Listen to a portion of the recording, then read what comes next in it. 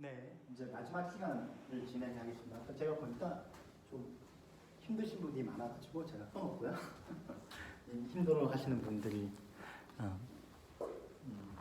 천국하고 이렇게 지상을 왔다 갔다 하시는 분들이 좀 계셔가지고 참 이게 꿀맛이죠. 이렇게 자는 게. 전 미용실에서 머리 자르다가 자는 게 제일 좋더라고요. 항상 잠이 와요. 수업도 항상 잠이 오죠. 그래서 이제 시작하겠습니다. 그 세법상 부당행위 계산을 너무 잘 하실 건데 약간의 배관을 살펴보고 두 제도에 좀 얘기를 해드려야 될 것 같아요. 그래서 내는 건데 세법상 부당행위 계산 부위는 이제 국내 세법에서 법인세, 소득세, 부가가치세죠. 소득세 중에는 뭐죠? 사업소득, 양도소득 이런 것들에 대한 대상이죠. 그 다음에 이제 국외 특수관계자하고는 국조법의 이전가격세제로 보는 거고, 소득세법, 그러니까 부당행위 계산 부인의 요건은 특수관계자의 거래. 뭐 이거는 사실은 공정거래도 23조도 특수관계 아닌 자의 거래는 거의 규제를 안 합니다. 왜냐하면 그거는 거래 가격이 시가에 추정이 되어버리고, 다만 공정거래법에서 특수관계로 한정 안 한 이유는 뭘까요? 위장결사 위장결사 또는 동족기업이라고 하나요? 그건? 친족기업? 기업 집단은 아닌데 사실상 피가 똑같은 사람들 있잖아요. 그래서 도와주잖아요. 범현대가 이렇게 하듯이. 그런 거에 대한 거 잡으려고 한 거지. 그래서 특수관계를 대상으로만 하는 거예요. 똑같고. 두 번째로 부당할 것, 경제적 합리성이 없을 것. 공정거래위원회 똑같습니다. 경제적 합리성이 없을 것 플러스 경쟁을 제한하거나 경제력이 집중될 것이라고 하는 요건이 들어가는 거고요. 세법은 여기다가 경쟁이 제한되거나 경제력이 집중될 것이 아니고 조세 부담이 감소할 것이라는 요건이 있잖아요. 같은 비슷한 요건이 있습니다.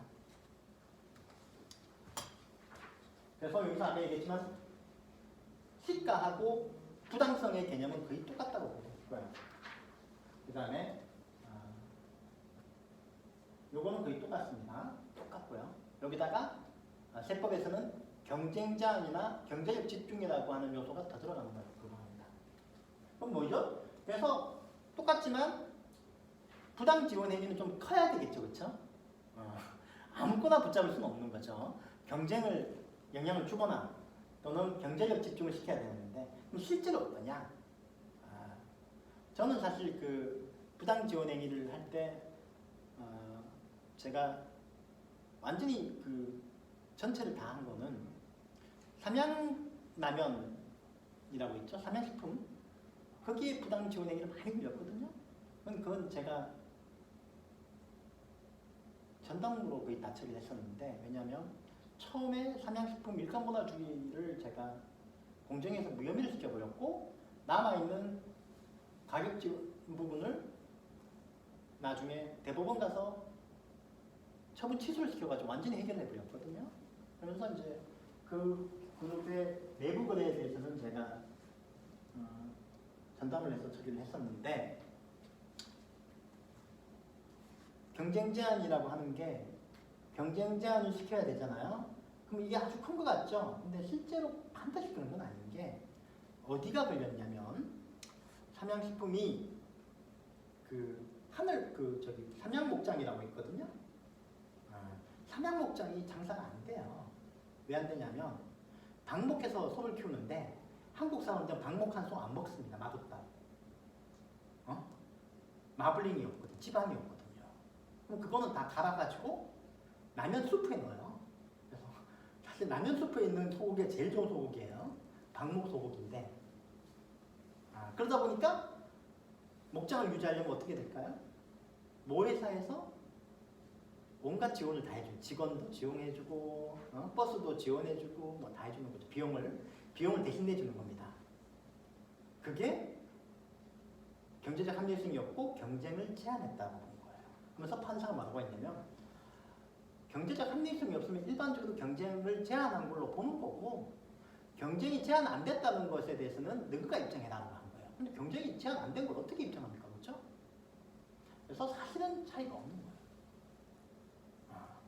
아니, 목장 시장에서 경쟁이 제한됐다는 건 무슨 대관령에 목장 시장이 별게 따로 있나요? 그렇죠?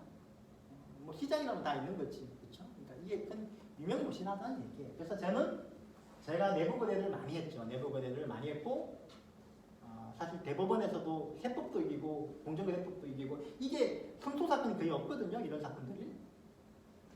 전문가라고 생각하는데 제 입장에서는 공정거래법상 부당 지원하고 부당행위 계산 부위는 거의 똑같습니다. 뭐 여건 차이 몇 개 있지만 실제로 법원 가서 하면 똑같아요. 그럼 몇 분 되겠습니까? 하늘 목장에다 지원해 준 금액이 몇 억 안 되겠죠? 목장 시장의 경쟁이 뭐 있을까요? 이제? 있기야 있겠지. 그러니까 동네 미장원에도 경쟁이 있죠? 그렇지만 동네 미장원 경쟁을 공정거래위원회가 들여다볼 문제는 아니라고 보잖아요. 대관령 목장 경쟁을 공정거래위원회가 들여다볼 문제는 아니라고 생각이 되지만, 집행하면 법원에서는 방법이 없죠. 법원에서는 너너 비즈니스 자기들. 응? 왜냐하면 동네 문방구에도 경쟁은 있다고 보거든요. 그래서 예전에 동네 그 부동산에서 중개단합했을 때 그 처벌받은 것도 있습니다. 단합으로요. 그러니까 그걸 안 할 뿐이지. 잔챙이라고 하면 된다는 거죠. 그래서 아마 제가 보기에는 공정거래위원회가 이제 국세청으로부터 자료 넘겨받으면 다 할 거라고 생각해요. 아무리 작은 거라도. 특별히 그 당시에 삼성 이재용 사건은 너무 특이한 사건이에요. 그 개인에 대한 집중, 개인에 대한 이익이 간 거니까 처벌 안 한 거고, 회사에 대해서 계열사한테 이익이 가면 제가 보기에는 100% 거의 예외 없이 다 경쟁 제한이라고 볼 겁니다. 어쨌든 간에 돈이 많이 가서 저 회사가 경쟁력이 전반적으로 높아진 거 아니냐라고 보면은 경쟁 제한이라고 보는 게 요즘 법원의 트렌드거든요. 이거 보시면 아시겠지만 요 똑같은 케이스 3개 있잖아요. 요거 다 공정거래법에서도 요거 다 경제성 부당한 행위로 봤어요. 예를 들면 특수관계 법인한테 부동산 빌딩을 임차해주면서 임대차 보증금을 1년 넘게 받은 경우, 이런 것도 공정거래법상 부당 지원 행위라고 봤어요. 똑같습니다.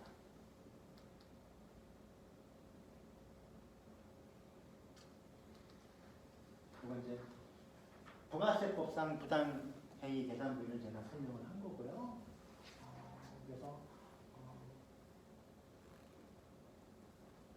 그렇죠? 여기 보면 제가 말씀 잘못했네.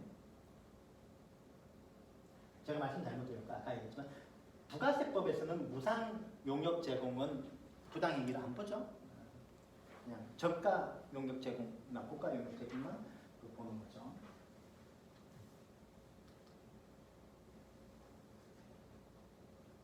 그 다음에 상속증여세법에도 걸릴 수가 있죠. 특히 23조 2 특수관계자에 대한 는 걸릴 수가 있는데, 뭐 우리 정여세법에서 포괄 정여 개념으로 되는 거 아니냐라고 뭐 할 수도 있지만, 뭐 너무 잘 아시겠지만 우리 그 정부가 포괄 정여 개념을 정여세법에 집어넣었죠. 그리고 과세를 했죠. 근데 어떻게 됐습니까? 거의 다 패소했습니다. 법원에서는 포괄 정여 규정이 들어가서 정여는 포괄적인 게 맞다. 하지만 조세법률주의 원칙상 과세 물건뿐이 아니라 세율과 그렇죠? 세금 계산 방식까지도 법이 있어야 된다는 거죠. 그래서 포괄 정여지만 다른 거기에서 세금 계산하는 방법이 없고, 그리고 다른 정여의 세금 계산 방식을 준용하게도 부적절한 경우에는 다 과세처분 위반으로 봐버렸죠. 포괄정여는 맞지만 포괄정여로 과세하려고 그러면 정여 금액에 대한 규정이 있어야 되는 거죠. 그렇죠? 정규교회의 있어야지 세금을 계산할 수 있잖아요. 그래서 뭐 사실 의미가 없어져 버렸죠. 그 아시겠지만 정려금액 하면 정려 의제를 해야 돼요. 정려 의제를 한다는 얘기는 정려가 됐다는, 정려가 이게 법적으로 정려 무상으로 이전되는 거라는 것도 의제를 하고, 그렇죠? 금액도 의제를 해야 되는 거죠. 의제가 된 건 뭐가 있죠? 반증이 안 됩니다. 납세 의무자가 반증을 못 해요. 근데 추정은 뭐죠? 법률상 추정이죠. 정려 추정이 되면 정려가 된 걸로 추정하고 정려가 아니라고 하는 걸 납세 의무자가 입증하면 추정이 깨지는 거거든요. 법적으로는 그런 차이가 있습니다. 의제는 빠져나갈 구멍이 없는 거고 정려는 그 요건에 해당돼서 정려가 추정되더라도 이거는 법적으로 추정이가 볼 수 없다. 남 이익 본 게 없다라고 하는 게 입증되면 추정이 깨지는 거죠. 법적인 차이는 그렇게 있습니다. 그러니까 법적으로 판사 그리고 헌법재판소에 대해서 의제는 되게 민감하게 생각해요. 왜냐하면 의제는 민감하게 생각해가지고 더 꼼꼼히 따지는데 추정은 번복이 가능하기 때문에 덜 민감하죠. 추정은 우리가 알지만 법적으로는 법률상의 추정이 있고 법에 A는 B로 추정한다는 법률상의 추정이 있고요. 그냥 사실상의 추정. 법원에서 이런 경우는 이렇게 추정한다는 사실상의 추정이 있거든요. 우리 그 정려에 있는 추정은 다 법률상의 추정입니다.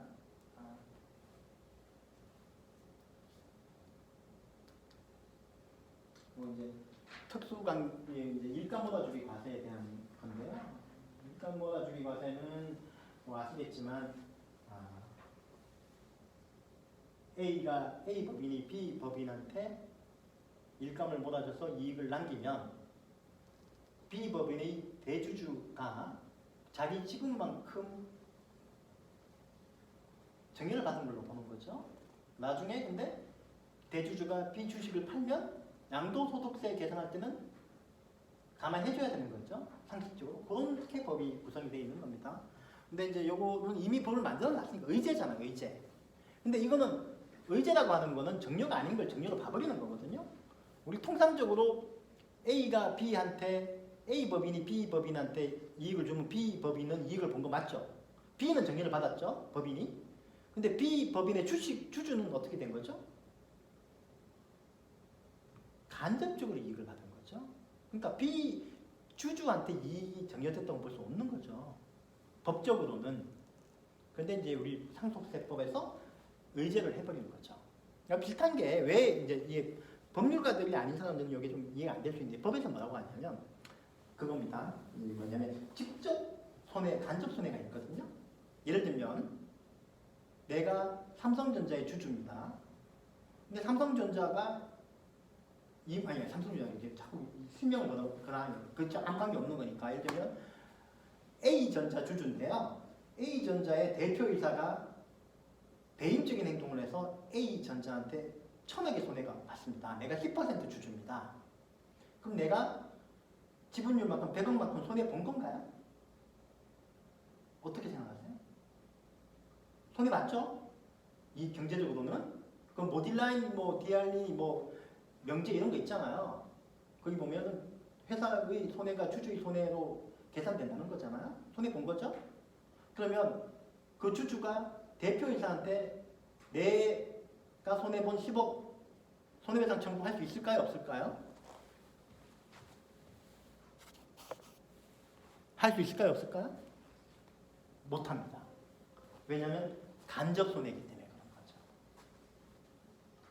간접 손해는 우리나라는 간접 손해배상 청구가 안 됩니다. 그러면 주주가 손해배상 청구를 하기 위해서는 어떻게 해야 될까요? 주주 대표 소송으로 회사를 대표해서 소송을 제기하는 겁니다. 회사 보고 소송을 청구하라고 하거나 또는 주주 대표 소송으로 자기가 대표 소송을 하지만 이기면 손해배상금은 어디로 간다? 회사로 가는 거죠. 주주는 한 푼도 못 걷습니다. 그냥 자기 지분 가치의 상승만 있는 거죠. 그러니까 이게 우리나라 법제에서는 일감 몰아주기 위해서 그 일감을 몰아받은 기업의 주주는 정령화 될 수 없어요.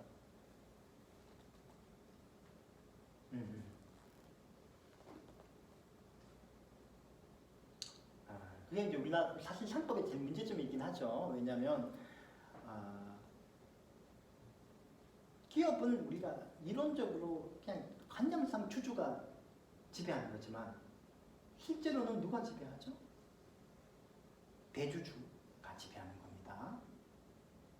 우리 현대 자본주의의 새로운 개념은 주식시장에서의 개념은 일반 주주는 경영권을 가진 사람일까요? 아니면 재무적 이익을, 투자 이익을 노리는 사람일까요? 후자라고 보고 있죠. 그러니까 결국은 결국은 대주주가 하는 거죠. 주식시장이 되면서 대주주의 지분율은 더 떨어지죠. 그렇죠? 훨씬 더 많은 자본을 조장할 수 있는 거잖아요. 그런 상황에서 대주주가 배임 행동을 한 것에 회사가 대주주한테 책임을 물을 수 있을까요? 없을까요? 일반적으로는 밝혀지지가 않는 거죠. 관념적인 회사라는 개념이 없으니까요. 관념적은 있지만 실제로는 대주주와 그러니까 경영자하고 분리된 회사가 존재하기 힘들잖아요. 그렇습니다. 이게 그렇기 때문에 주주가 일반 소수 주주들이 책임을 물을 수 있는 구조가 돼야 되는데 한국 상법에서는 주주의 간접 손해배상 청구가 불가능하거든요. 미국은 가능한 주가 좀 있습니다. 불가능하죠. 거기다가 플러스 입증 책임, 시가에 대한 입증 책임은 내부 거래가 위법하다고 주장하는 주주가 져야 됩니다. 세 번째로 그 입증을 하기 위해서는 자료가 뭐가 필요하죠? 회사 내부 자료가 필요하죠. 국세청이나 공정거래위원회는 조사권을 이용해서 내부 자료를 확보하잖아요. 주주는 내부 자료 구할 수 있을까요? 없을까요? 못 갑니다. 소송을 할 때 회계장부 연락권도 있고 문서 제출 명령권도 있지만 실무적으로 그 구체적인 자료명을 특정을 해야 되는데 특정을 할 수가 없잖아요. 모르니까. 그러니까 실제로는 방법이 없어요. 그리고 안 주면 그만이에요. 근데 미국 비교해보죠. 미국은 주마다 다르지만 상당한 주에서 간접 소송이 인정됩니다. 첫 번째. 두 번째는 뭐죠? 집단 소송이 활성화되어 있어요. 집단 소송 옵트인이고 옵트아웃이 있는데 미국의 대부분의 주는 옵트아웃이에요. 그래서 한 사람이 대표 소송을 제기하면 나는 저 소송에 안 낄래라고 손 드는 사람만 빠지는 거고 손 안 든 사람, 일반적으로 표시 안 한 사람은 다 참가하는 거예요. 그게 옵트아웃이에요. 그게 디폴트입니다. 그러니까 대단하죠? 세 번째는 변호사한테도 유리한 게 집단 소송을 대비해가지고 변호사가 대비해서 수임료를 거액을 받아가더라도 합법이에요. 왜냐하면 한국은 집단 소송 제기하려면 원고를 다 모아야 되잖아요. 미국은 안 모아도 돼. 자기가 대표라고 하는 걸 입증하면 신문 같은 데 공고냅니다. 그러고 난 다음에 그 해당되는 사람이 나는 이 소송 안 할래라고 하는 사람만 빼주는 거예요. 그러니까 대표 소송만 예를 들면 담배 소송 같은 경우에 대표자로만 인정되면 수천만 명의 원고가 생기는 거죠. 그 중에 빠지는 사람들 몇 명 빠지겠어요? 대부분 안 빠지죠. 왜 이렇게 귀찮으니까. 돈도 안 들어가니까. 근데 한국은 집단 소송을 제기하려면 원고를 다 모아서 동의를 다 받아야 되는 거죠. 세 번째는 내부 거래와 관련해서 미국의 많은 주들은 특히 델라웨어 상법, 표준 상법은 입증 책임이 상당 부분 내부 거래한 사람한테 전환돼 있어요. 내부 거래를 했다면 내부 거래를 한 필요성과 이유와 거래의 공정성과 절차의 객관성을 입증해야 돼요. 반대죠, 한국하고. 다섯 번째는 미국은 소송 절차에서 디스커버리 제도가 되기 때문에 민사소송을 제기하면 맨 처음에 디스커버리로 들어갑니다. 디스커버리는 뭐냐면 원고, 피고 모두 이 소송과 관련해서 된 거는 무조건 다 제출해야 됩니다. 제출을 안 하면 형사처벌 받는 거예요. 그래서 다만 제출 안 해도 되는 것을 법원에다가 허가 맡아야 돼요. 네네. 디스커버리 제도. 그러니까 다 까놓는 거예요. 일단. 그래서 내가 만약에 주주가 회사를 상대로 소송을 제기하면 회사가 모든 서류를 다 까야 돼요. 그럼 그 중에서 내가 증거를 찾으면 되잖아요. 한국은 내가 증거를 확보하지 않으면 소송 제기할 때 아무 소용이 없는 거죠. 게임이라는 거예요. 그러니까 디스커버리 제도는 거의 국세청이 영치조사하고 하는 수준의 장면들이 나와요. 일반 민사에서도. 한국은 디스커버리 제도를 안 하죠. 가장 큰 명분 이유는 뭘까요? 디스커버리 제도 하면 소송 비용이 너무 많이 들어서 변호사들만 살판난다. 라고. 실제로 그건 맞아요. 디스커버리를 하게 되면 변호사 수임료가 엄청나게 늘어나는 거죠. 왜냐하면 소송 하나 할 때마다 변호사가 일을 너무 많이 해야 되니까. 미국은 그런데 그 대신에 원고가 피고하고 싸울 때 유리하잖아요. 그리고 기업 상대로 하는 소송일 때는 절대적으로 유리하죠. 근데 한국은 디스커버리 제도가 없다 보니까 그 대신에 우리 민간인들은 뭘 하죠? 형사 고소를 하는 거죠. 형사 고소해서 사실관계나 증거 확보하려는 거죠. 그러니까 경찰들이 제일 싫어하는 게 그거예요. 사기 이런 거 하면서 형사 고소를 한단 말이에요. 무혐의 날 건데. 그거는 민사소송을 하기 위해 증거 수집하는 거. 그걸 알아요.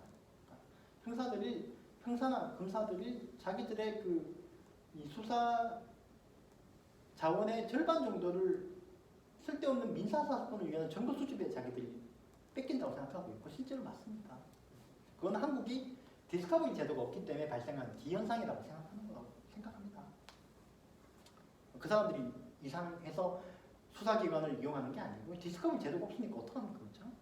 그 제도였거든요.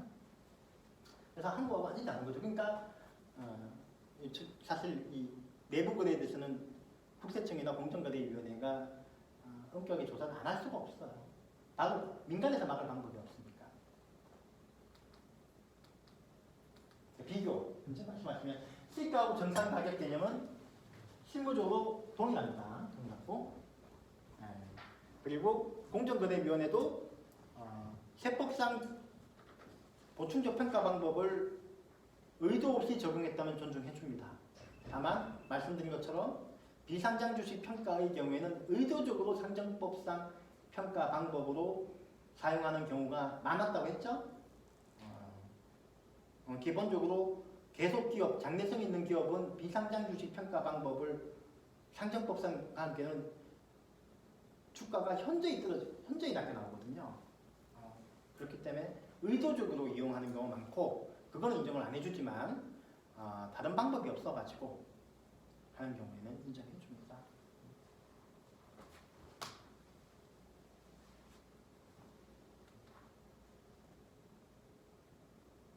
거의 똑같습니다. 실무적으로 똑같이 보고 있고요.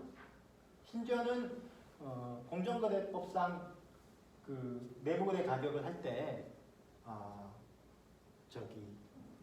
이전 가격세제의 스터디 보고서를 받아가지고 가격에 참조하는 것을 존중해줘요. 되게 높이 평가합니다.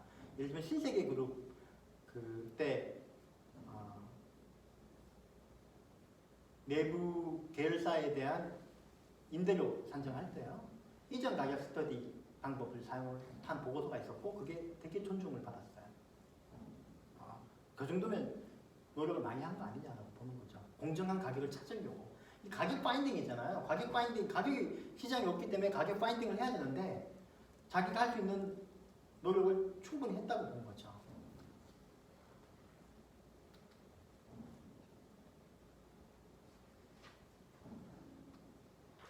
공정거래 실무상 정상 가격이 특정되지 없거나 입증이 다소 부족하더라도 재반 정보와 간접 증거를 종합해서 부단 지원이 의결할 수 있다는 입장이었는데 이게 법원 가서 판판이 다 깨져버렸다. 그래서 공정거래위원회가 사실상 내부 거래에 대해서는 자신감을 잃었다.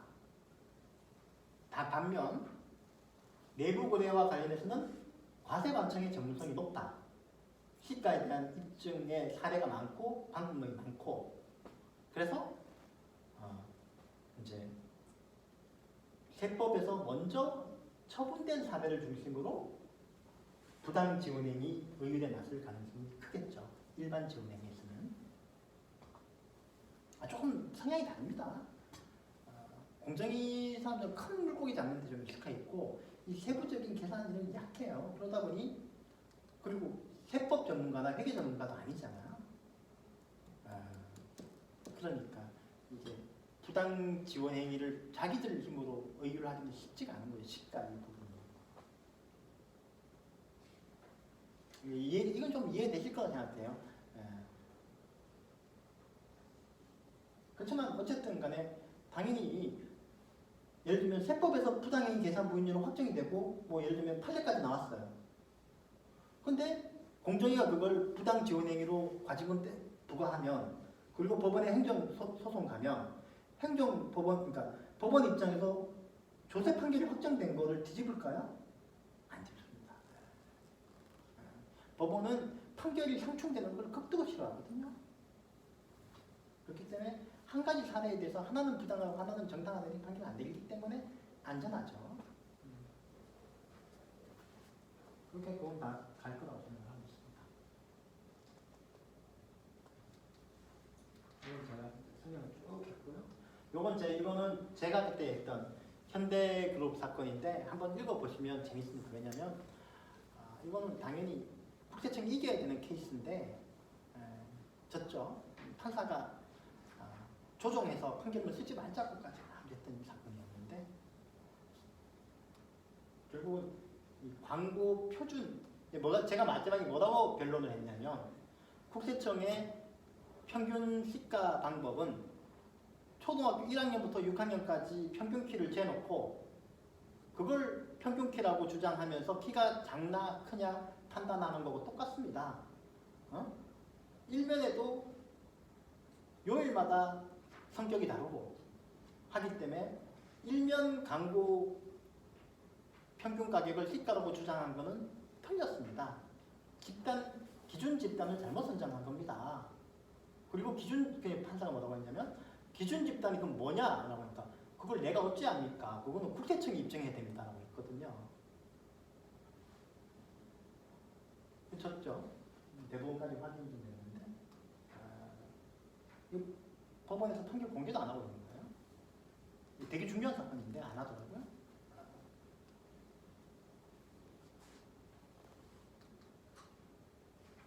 특수관계인 범위는 제가 비교를 해놨는데 개념은 똑같은데 조금씩 세부적인 차이가 있죠. 개념은 다 원래 세법도 그렇고 똑같습니다. 동일인 관련자, 동일인이 지배하는 기업, 동일인 친인척. 근데 약간씩 개념이 좀 다르죠. 국세기본국가소득세법상의 법인세법 조금씩 차이가 있더라고요. 상정세법 여기 제가 정리를 했고 요 마지막인데 요거는 제가 설명드리면 뭐냐면 A가 100원짜리 물건을 B한테 특수관계자한테 200원에 팔잖아요. 그쵸? A가 200원에 팔면 A는 결국 이익이 늘어나서 세금을 더 내는 꼴이고 B는 나중에 세금을 적게 내는 꼴이 되는 거잖아요. 그쵸? 반대로 A가 200원짜리를 100원에 팔면 A는 세금을 적게 내는 거고 그쵸? B는 나중에 문제가 되지만 근데 A 입장에서는 나중에 법인세도 내고 가산세도 내죠. 그리고 사실과 다른 세금 계산서 이런 문제가 생겨가지고 부가세도 가산세 내고 그렇죠? 근데 A에 대는 지원 주체니까 과징금 부과되죠. B도 과징금 부과되죠. 법인세는 24.2%고요. 그렇죠? 과징금은 실무적으로 최대로 부과되면은 지원 금액의 100%, 80%까지 부과될 수 있어요. 그럼 최대는 지원 주체 객체 둘 다 에픽시멈이 되면 지원 금액의 160%. 그 다음에 24.2%의 법인세. 그 다음에 가산세. 그 다음에 공정거래법 위반에 따른 벌금. 조세범 처벌법 위반에 따른 벌금.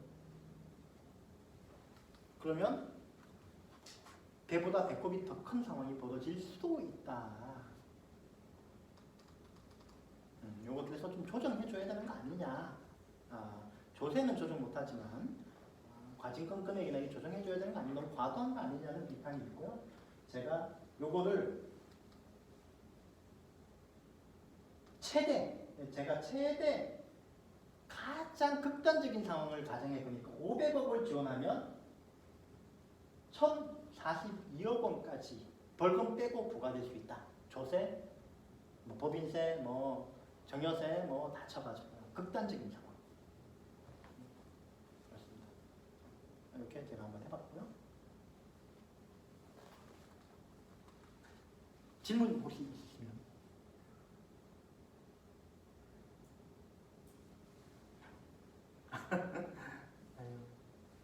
오늘 오후에 이렇게 힘드시는데 들어주셔가지고 감사합니다. 네, 수고하셨습니다.